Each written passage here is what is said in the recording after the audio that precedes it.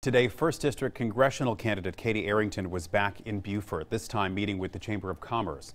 News 3's Stacey Olmos spoke with her and joins us now with what Arrington hopes to accomplish if elected.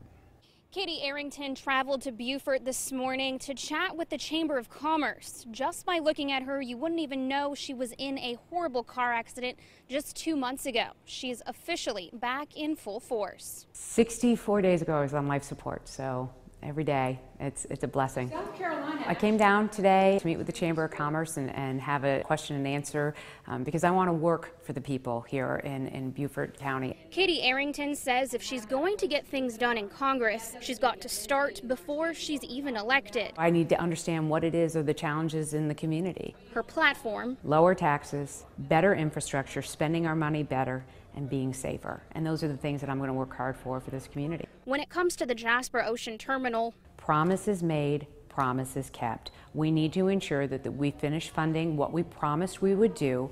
And if the free market wants to prevail and build a port, they absolutely should have the right to. But we need to keep our end of the bargain. I'll work with the senator hand in hand on the federal level to ensure that we get that done. Across the Lowcountry, stormwater is a top priority. I've started something called a Flooding Solution Roundtable. They'll happen every week between now and the election day.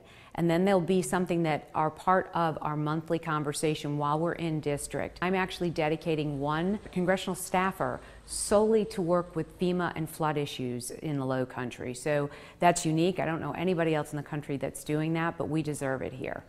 The first of those flood solution roundtables here in Beaufort will be on September 15th. We'll let you know the location when it's finalized. Now, Arrington's opponent, Democrat Joe Cunningham, will be here on September 20th, and we will try to meet with him as well. Reporting from the Lowcountry Bureau, Stacey Olmos, WSAV News 3.